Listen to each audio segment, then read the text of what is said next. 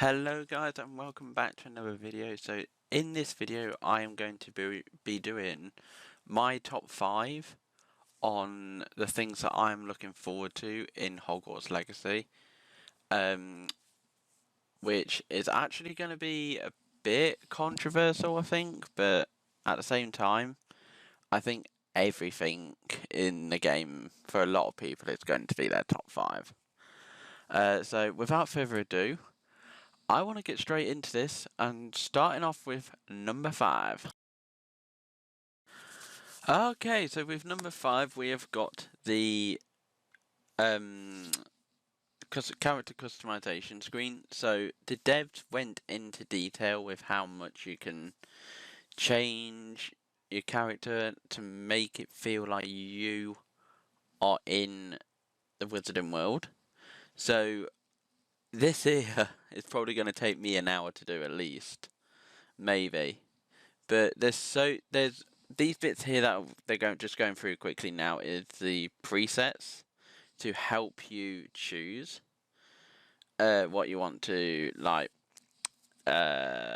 what you want to look like. So it's going to be big, like the amount of detail that you can go into, such as your battle scars and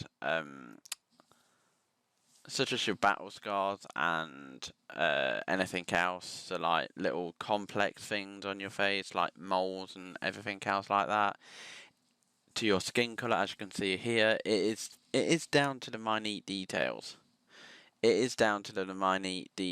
Now also I have to redo this because at the time of recording doing this, I already did it, but last night the devs dropped a new thing online. So we have the voice actors for the voice 1 and voice 2.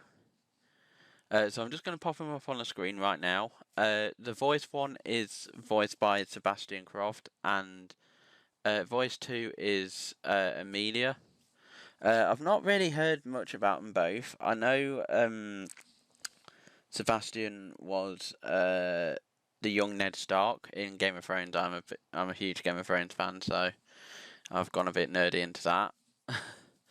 But yeah, so basically we can also sort of like change the pitch of our voice as well. Hairstyles, which obviously is right here now. There is going to be a lot of editing in this though, but a lot of it may look like it's been moved around a lot, but yeah. But that is pretty much it for number 5. So like I said, I'm probably going to be on this for about an hour. Not during the recording when I do it, so that's for another video. So let's now get into number 4.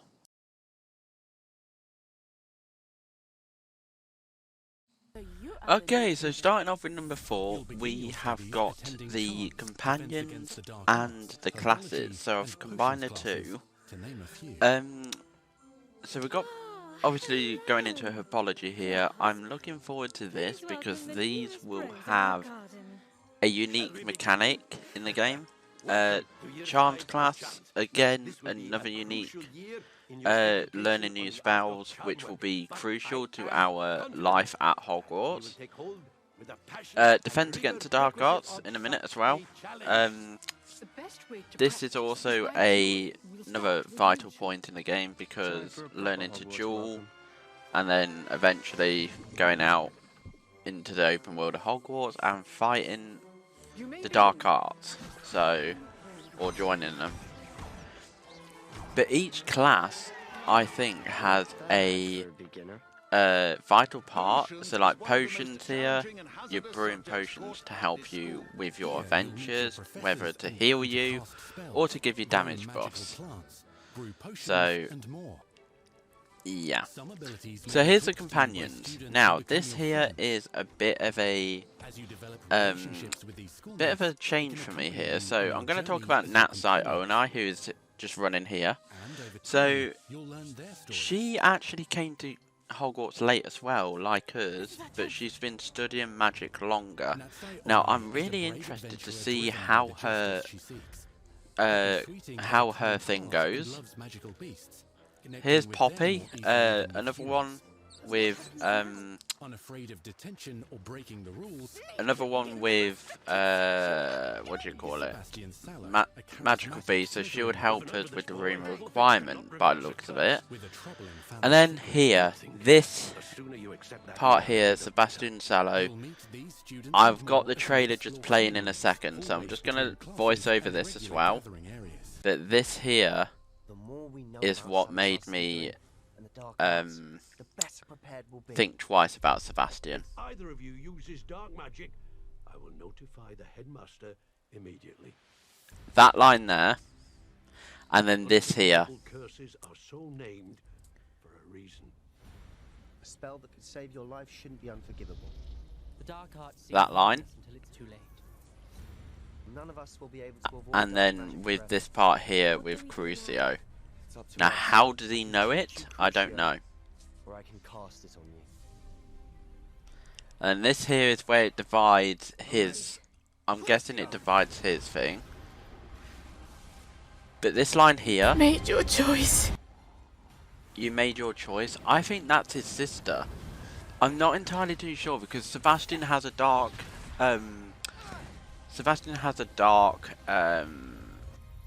history. His sister's got a curse. And she will die. I think.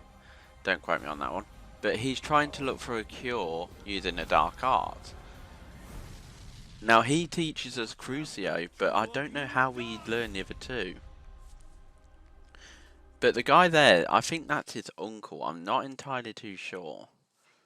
But yeah, Sebastian Sallow is...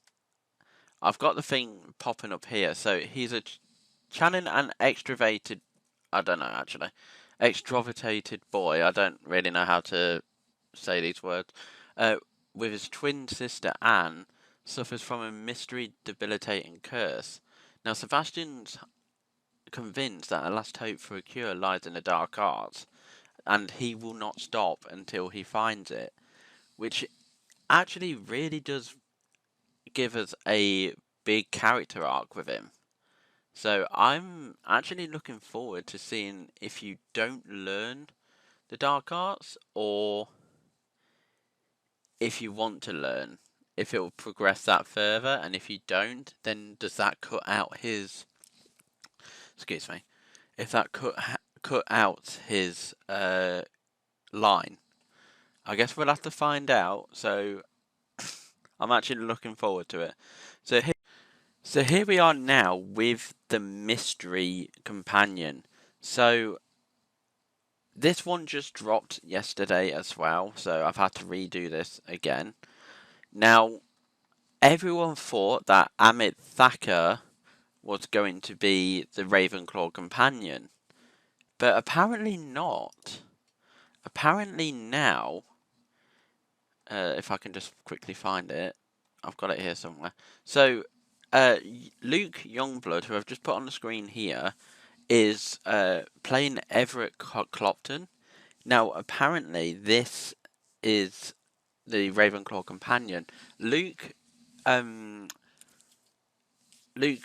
played Lee Jordan in the first two films, I think, with the Quidditch guy. Don't quote me on that. I'm not entirely too sure. I need to do research still, but I'm just going to say it. But we don't know really what is going to be, what the Ravenclaw companion is going to be. Now, that there is still a bit of a mystery, so hopefully we can get that sorted. So here we are, running around feathers basically. So without actual proof, we don't really know. So I'm actually going to get on to number 3 now. Okay, so kickstarting it off into number 3, we have the common rooms. Now, you may be able to hear in the background some music. Each common room has its own music to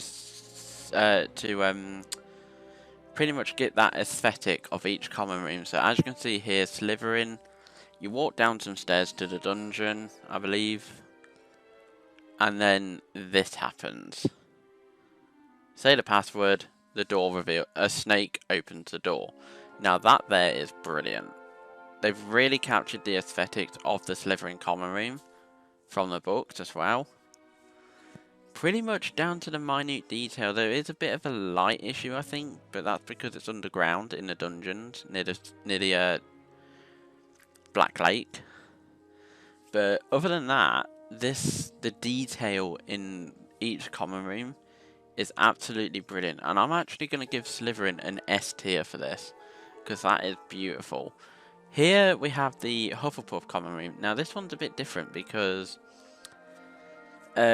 you can see here it's all wooden with vines growing in it for like herbology and stuff. If it shows you the roof is sort of like open. So going down the corridor here, you actually go through this barrel over here.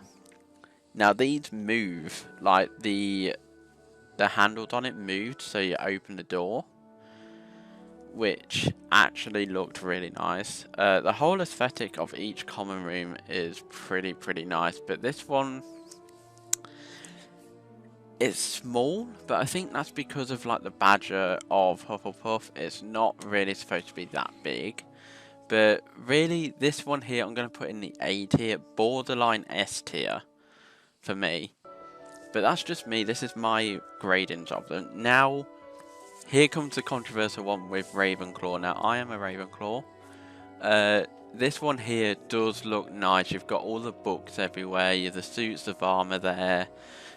The dormitories downwards or upstairs, one of the two. Places to study. But this here, this is what threw me off really. This is what ruined it with the door. It's not like the other common rooms where something thingy, but I guess the eagle actually does help. I think it's an eagle actually, I don't know, because it's been one or two different things. Do not quote me on that, please. I'm gonna be having a freaking backlash about that, but oh well. But all of these common rooms are absolutely amazing, and this one here does deserve an S tier from me. Okay, so before I was rudely interrupted, so here we have the Gryffindor common room. Now this one here really does give off the book vibes, with how everything's laid out, with the red and gold, the glass here with the G in it. That there stands out for me. You've also got these windows here that will change with seasons as well, towards the fat lady here. And now you've also got the tunnel. Now that there is something that was said in the books, I believe. You've got everything here. Now there is actually something in the common room here. The gold chest, just where he's walking now. Each common room has that. Now I don't know what that would be. But you can see here the staircase going up. It's not that round oval one like in the movies. Then you're on the balcony here. It is just borderline good and very S tier from me. So that there is the common rooms. Now let's get in to the top two. Okay, so kickstarting it into number 2, we have the combat. Now, this, I was going to put this first, but the first one actually I would much rather have, because the first one I will be doing all the time, so I don't want to spoil that one. But so the combat here, basically the combat looks really nice, and with all the dueling arenas, I know they said we will have 3. We know 2. We got the Dark Arts Battle Arena and this one here. So this one here is in the Clock Tower courtyard, with the courtyard just behind the bars there. And basically, each one you complete is sort of like a farming thing for XP. So to get your talent points, and everything, you need to be doing these, probably classes as well. But this here is to actually help you train as well. So having all the training aesthetics, like in the dummies here from the Order of the Phoenix, when they were in the Room of Requirement, yeah, it's absolutely breathtaking to see these. So as you can see right here, they're just sorting out the spell wheel here. So this is another thing that I'm looking forward to. So the diamond down in the bottom right is your spells. Now, if you keep tapping R2, that's what this bit here is, like the red bit. It's like your just basic attacks and stuff, and you hold it in. So yeah, you can hear them in the background. Hold in R2 to basically hit it, and doing all these combos. It's going to take a while to see what combo you're going to be suitable with. And yeah, basically everything in this game, with all the delays because of COVID and stuff, I'm actually thankful that it got delayed all this time, because it's only made them improve it. Now, we don't want another Cyberpunk episode where basically everything was bugged. There was a lot of bugs in Cyberpunk and everything. But these guys, Avalanche, have not really made a game at all, really. They've only made small ones to like your cars and stuff like that. Back from like 12, probably 20 years ago, I think. I don't know. But basically, you need to give people a chance. I know a lot of this seems rushed, but really it's not. This game has been in development for nearly 6 years, I believe. 2017 it started. So yeah, it's nearly 6 years. But to get it this far, it's not about Harry Potter anymore. It is about you being the witch or wizard you want to be. So here we can see we can duel on our own or with a companion. Now this here looks amazing. Again, I know I'm using the word amazing a lot, but I don't care. Also, when it actually goes back, the two bars here on the top of your health bar, the massive green bar, is actually your ancient magic. Now, I'm actually just going to pause my recording over this, because I'm actually going to swap it over to the Dark Arts arena now. So let's just quickly do that. Right, so here we are in the Dark Arts arena. So as you can see here, he has... I'm pretty sure everyone's seen the gameplay trailer, but if not, spoilers alert now. Here you go, straight off the bat with Avada Kedavra. Basically, now, I don't know if you'll be able to do this straight away, because these guys are level 18 from the top there. But each spell has its own unique thing. So, like, Avada Kedavra is a killing curse, basically just kills you right off the bat. Crucio tortures people. Imperio basically gives you the ability to manipulate people. You can see in a minute when they do another thing, these green X's on people. So these are cursed enemies when you use a unforgivable curse on them. Now, every time you use that, if you, say, have 3 people with this X on them and cast Avada Kedavra on one of them, then all 3 will probably die, or the one that you cast it on will die, and the other 2 will take massive amounts of damage. As you can see here, that loyalist warrior back here that you just threw over took massive damage. Also with the ancient meter here, you will see it in just a minute, but this looks amazing. So in the trailer it said you're able to harness the power of ancient magic, and that's what this is about. And powerful ancient magic spell to do a ton of damage. So you can just hear them talking about it here, which I believe we're just going to get it shown here. You can see the L1, R1, and bang, there you go, there it is. So there is different ones to do, but this combat is going to be absolutely amazing when you get used to it, and I cannot wait. I am going to be playing it on PC with a Xbox One controller, hopefully. But if not, I might actually try it with the PC. I might try it with keyboard and mouse. I really do want to try and do a lot more with my keyboard and mouse. But also, you can hear screaming in the background. That is the Crucio curse. I forgot to mention that bit. So that is... They're down to the minute details, which is really good. Really, really good. And I can't wait for it. So we're going to get into number one. Now, number one is actually split into two halves here. I couldn't tie them both off. So, yeah, let's get straight into it.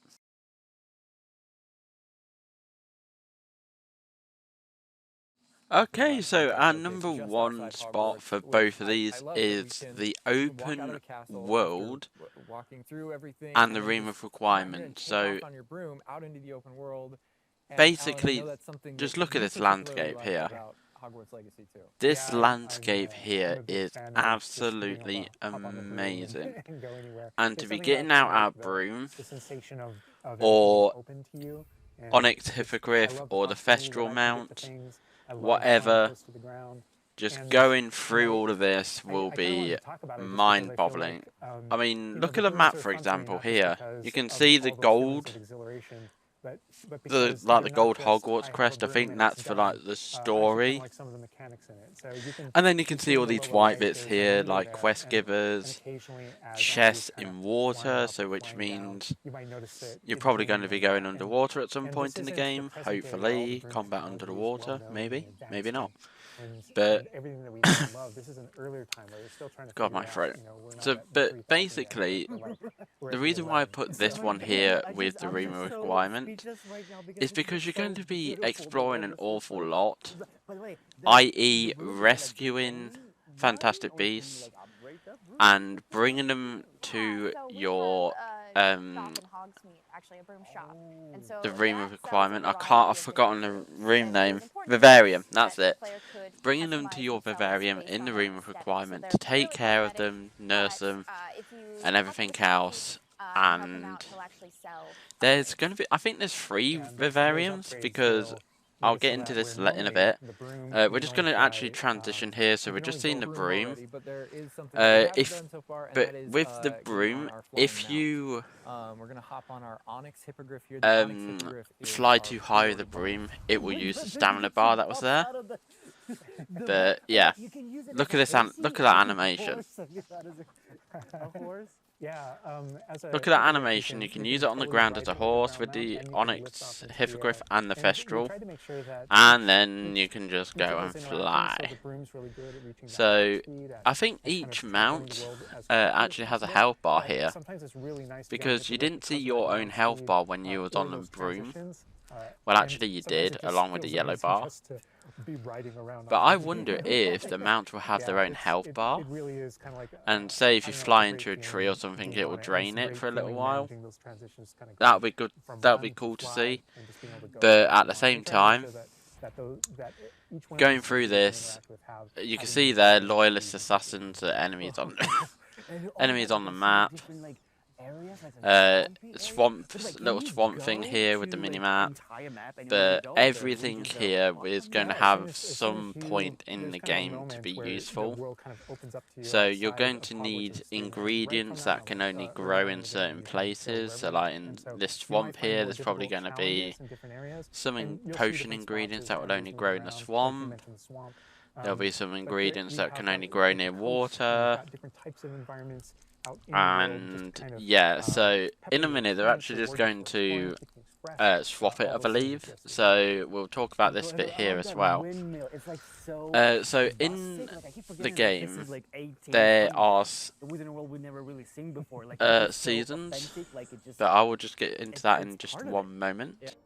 Okay, so here we are with the winter version of the game. So everything is just covered in snow, like the music changes, literally the entire landscape changed, and I cannot wait to actually explore the game in the seasons. So I think how this is going to happen is as you progress through the game, I'm not actually, before we talk about that, I want to know what these balloon things are. These must be something to do with the school, or a mini quest or something. But anyway, not to get sidetracked, so I think something obviously along the main storyline and all that will eventually turn it to winter time, like over the Christmas holidays and stuff, because we join in September. I believe it's September the 10th. So really you got October, November, December, so 3 months down the line when you first start the school, it's into winter. So, but yeah, I mean, as you can see here as well, the dueling feats in the corner near your health bar, that is also something for the open world, so you can drop down off your mount, do some dueling, try and get those challenges done, because there's going to be so many of them. There's even enemies in the water as well, which is nice, and literally a lot of treasure chests everywhere. But honestly, I'm really just, I think everyone is, and I'm just getting repetitive of myself here, but I'm really going to enjoy this game. So I think that is probably going to do it for the open world aspect of this, and now we're going to get into the room of requirement, which I'm actually looking forward to doing. So yeah, let's get right on into that. Okay, so here we are with the room of requirement. Now this is the second part of the number 1. I really couldn't differentiate the two, so I've put them both together. 2 hour, what we're looking at right now, we can see the loom, which we'll get to in a bit. Up at the top corner there, and the middle and the other corner is all the vivariums. The middle one is what we start out with, and then we've got the cooking pots there for the potions. And then you can decorate your room of requirement. Oh my god, what? So you can change your ceilings here, We never expected that to be. which is really, really nice. I'm wondering, those books that are flying up there, if they're field guide pages, which I don't know if they are or not. But you can also customize like your rugs and everything else. Everything to like your staircases in there. And yeah, so we're going to be spending a lot of time in here as well. We are going to be spending a lot in here. So back to the loom. This is your bread and butter of the game, really, equipment wise. So different types of gear, like you just said. You got legendary by the looks of it, epic, rare, uncommon. Because you can see here that one says legendary, the autumn jumper uniform, and it gives you bonus stats, extraordinary, and superb. Ah, okay. So I'm guessing you can get these from enemies as well. And so Because you can It's a also huge list. identify them, And so not I'm all the guessing you time, can get them dropped from enemies if whenever you're lucky. whenever you get a new piece of And I gear, you think don't that's where the Felix necessarily know exactly what Felicis it does. potion comes And in. so there That is is on a the station PlayStation, inside of the room of exclusive at the requirement that you can minute. conjure. It's one of the first things you conjure. We will get that called an eventually. identification But over station, where you here, can we've got actually the clean identification. that gear that you're uncertain about and learn what its abilities are. Right, yeah, that's so cool. There you go. And then You as the just space heard what they were advances even talking further, about the with it. space will And I'm eventually hoping go its own behind rooms, and it, you're gonna get you see new the Gryffindor recipes, banners. like I'm Mackenzie's talking hoping they about. change All with these what rooms keep house you are. So expanding, if and you're as it expands, Hufflepuff, it'll be eventually you're going to Hufflepuff, earn Slytherin, what we Slytherin, see Ravenclaw, here, which is Ravenclaw. called a loom. That's what I'm When you set up hoping. a loom, it's an ability to essentially But you customize exactly which magical properties are customizing on your the gear, loom and to as take well. a piece So of as gear you can and see, it adjust takes its Mooncalf properties there. and to tweak what it does. Now that And I'm going to get I onto mentioned in a earlier minute. that you can make anything look like So anything. The collection basically, this is how the open world ties into this. appearances, we call it, or So if you're cosmetics going we've been out in the referring to open it world and in you this stream, those types of things you can kill some use, and you can poachers, for apply a example. look Well, to defeat any some other poachers. look. So if They you get a may piece of drop gear, this you put it on, stuff. you look like that, but you can change it. It to look like whatever you want. depends on what type of So enemy you're cool. trying to And kill. like you can just put some ability Just have to a the drink. sweater, but then you It depends swap on what Yeah, enemies that you're trying to ability. kill. And appearances you can edit. Why do I whenever you keep saying want kill? in the gear Defeat. screen. There The you go. loom is So it specifically depends on what about kind of enemies you're trying to applying, defeat traits and applying, what traits you larger want. So upgrades you can that just slot kind of traits grant you in, either as you can see this statistical one here, advantage or cushioning, give you decreased really damage from specific trolls. abilities that blend in nicely And with where you're trying to go with yeah. your combat fantasy or talents and things like that. Interesting. I'm just seeing that they're just like pumpkin fur, mooncalf fur. Where does that come from? Yeah, and so you'll notice that the ingredients that are So used now we're to add actually traits, probably, and I to think we're upgrade going your into gear, the are based the around vivarium these. now. So this is where we get into the Which- base care Yep, section, there we go. which is inside this vivario.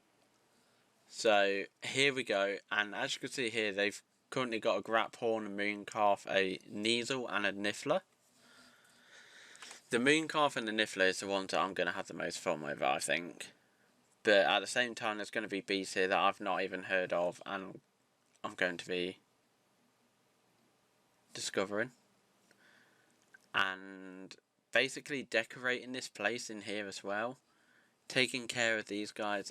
These are how you get that Mooncalf fur.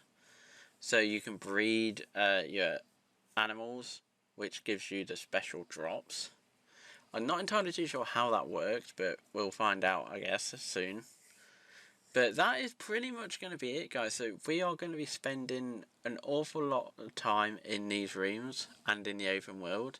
So I'm going to do another video just before the launch of Hogwarts Legacy, when we know more stuff about how we're going to do the episodes. So there is going to be a video in a few days, explaining my channel future and all that. But I want to thank you guys for watching this. This has been my top 5 video, and I know I've dragged it on longer than I should do, but it's been too good to not, really. So I want to thank you all for watching, and I shall see you in the next one. Bye for now.